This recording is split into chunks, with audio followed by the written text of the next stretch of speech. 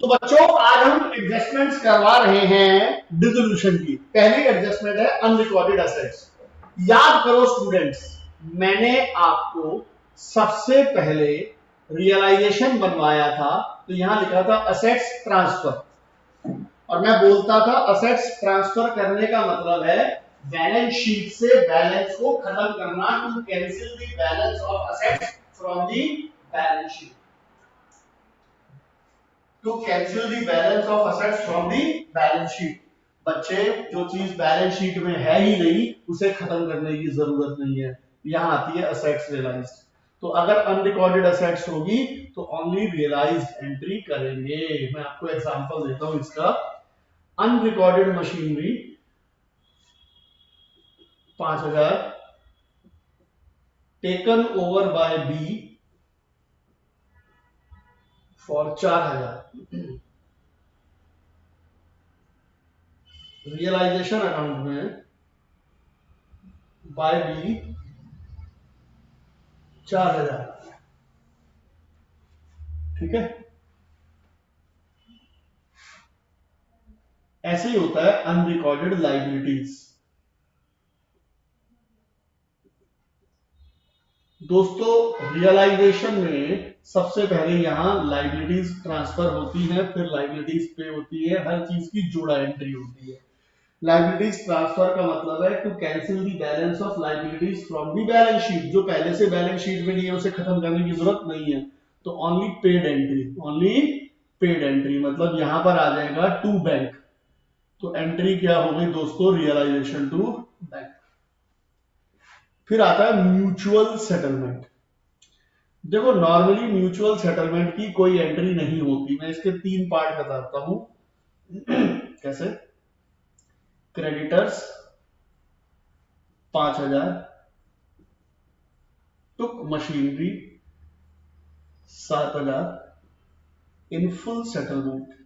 2 का घाटा हो गया एक तरीके से, नो एंट्री। सर ऐसा कैसे नो एंट्री? यार, आपने रियलाइजेशन बनाया, इधर लिखा 7 मशीनरी, इधर लिखा 5 क्रेडिटर, उसके बाद आपने कोई एंट्री नहीं करी।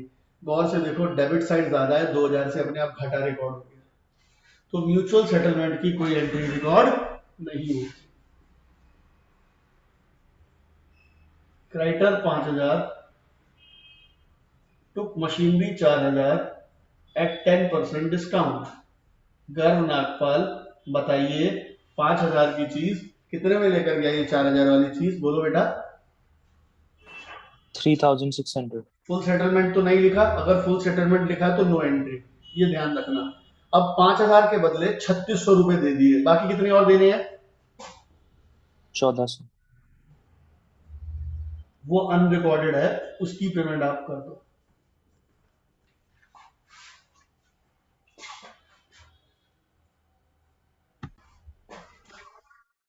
तो बच्चे, म्यूचुअल सेटलमेंट का C part. Creditor 10,000,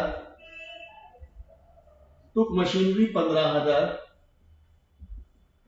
eight 10% discount. इसका क्या मतलब हुआ? 10,000 के क्रेडिटर 13,500 की मशीनरी ले गए, तो जो 3,500 फालतू ले गए वो उनसे ले लो आप।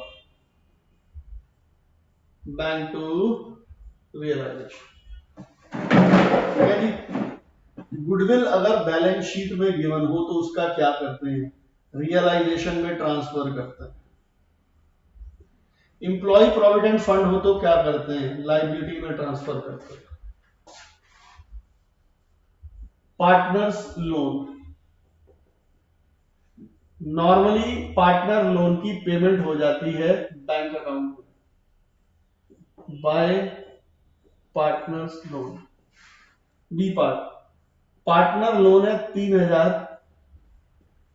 सेटल हुआ 2,500 में। ऐसे बेल्स लोन दे रखा है डिसोल्यूशन में, ऐसा होना नहीं चाहिए। चलो कोई बात नहीं। देखो, 3,000 के बदले हम उसको 2,500 रुपए दे रहे हैं, तो हमारे को ये तो हो गया फायदा।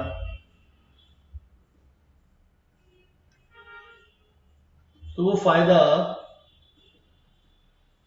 रियलाइजेशन में आएगा। ठीक है, अब हम लेते हैं if there is negative capital.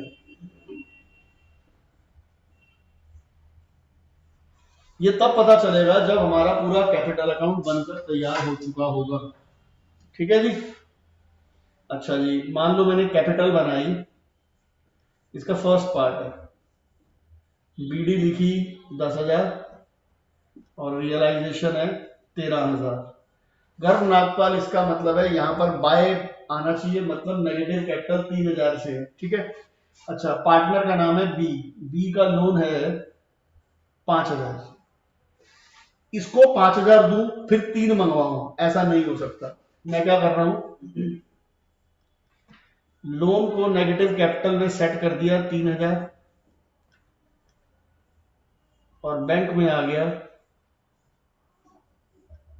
Bye बीज लोन 2,000, एंट्री बनी बीज लोन 5, टू बैंक 2, बीज कैपिटल 3।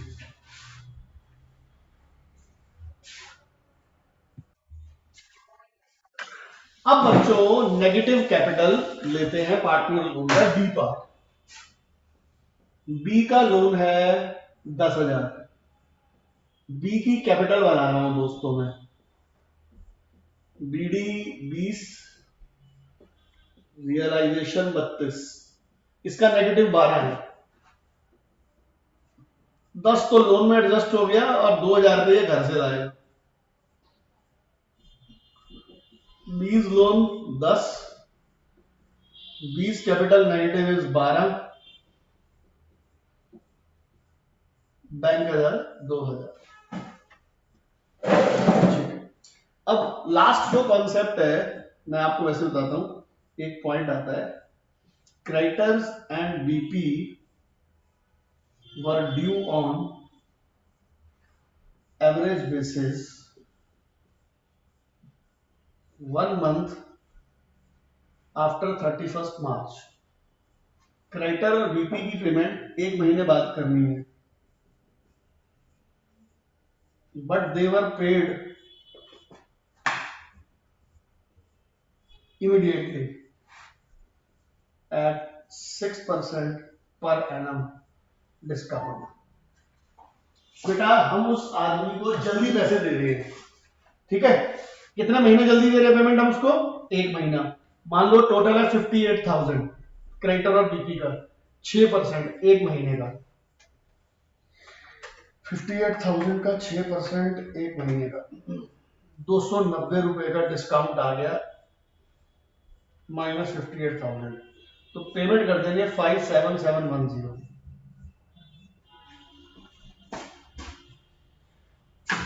हमारा एक डिसोल्यूशन एक्सपेंसेस रह गया, बस वही मैं आपको करवा देता हूँ बच्चों। इधर देखो, बैलेंस शीट में सन्ड्री एसेट्स है 17,000, some part of sundry assets taken over by Ravi a partner at 7200 being book value less 10%, remaining at 50%, remaining sold at 50%। ये रियलाइजेशन है, ये सन्ड्री एसेट्स है। बी ले गया सन्ड्री एसेट्स का कुछ पार्ट 7200 में, कुछ पार्ट मतलब सर 100 रुपए की चीज 10% कम में ले गया, इसका मतलब कितने में ले गया, 90 में।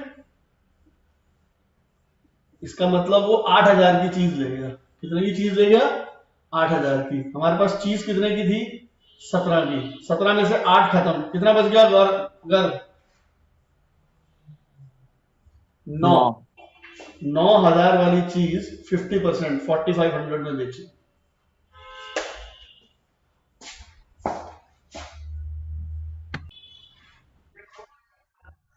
वर्कमैन कंपनसेशन फंड अगर नॉर्मली दे रखा है, बड़ा सिंपल फंडा है यार, इसके 2-3 कॉन्सेप्ट है।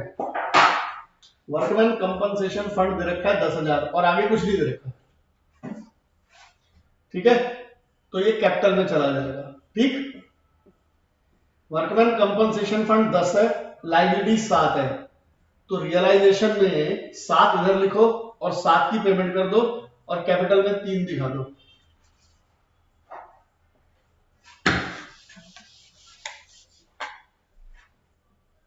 वर्कमैन कंपनसेशन फंड 10 है और पे करना है 11। 10 यहां दिखाओ और पे कर दो 11। ये है सर वर्कमैन कंपनसेशन फंड। कोई दिक्कत है बेटा? No sir.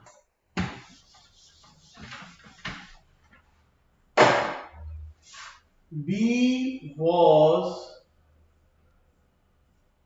appointed to realize all assets and to pay off liabilities.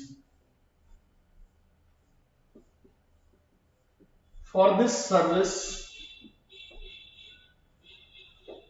he was paid 10,000.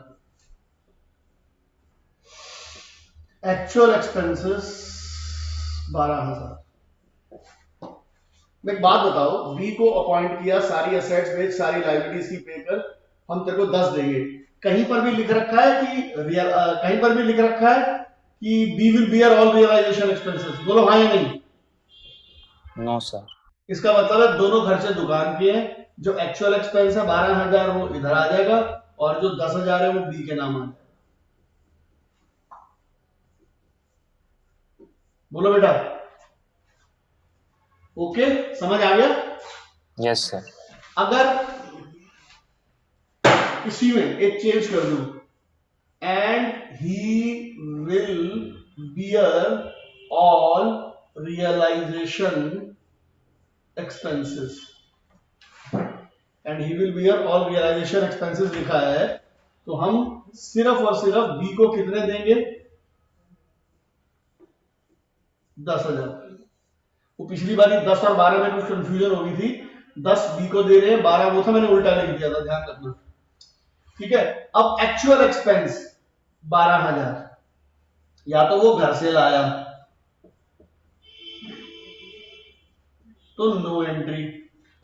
Used business money, उसने बिजनेस का मनी यूज किया, तो ड्राइंग्स मानेंगे उसकी, और हम क्या कर लेंगे?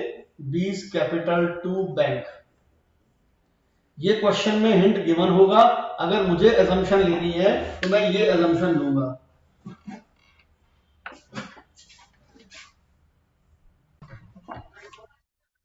हाँ जी, realisation expense borne by firm. अगर लिखा हो ना बॉर्न बाय फर्म, तो रियलाइजेशन को डेबिट कर दो। पेड बाय फर्म, फर्म ने पे किया तो बैंक को क्रेडिट कर दो, खत्म। Realization expense borne by firm, borne by firm है तो realization debit. Paid by partner, partner ने पे किया बिजनेस के बिहाफ पर, तो पार्टनर हमारी लाइबिलिटी, लाइबिलिटी का क्रेडिट बैलेंस। गर्व क्लियर है? Yes sir. Realisation expense borne by partner, firm भुगतेगी नहीं तो फर्म का नाम ही नहीं आएगा realisation word. And paid by partner, no entry, ना दुकान ने पे किया ना दुकान ने कुछ किया। Realization expenses borne by partner, ध्यान से सुनना, पेड बाय फर्म, पे किसने किए? फर्म ने, फर्म ने पे किया तो फर्म बैंक को क्रेडिट करेगी, और किसके बिहाफ पर पे किए? पार्टनर के बिहाफ पर, तो पार्टनर को असेट्स मानकर पार्टनर को डेबिट करेगी।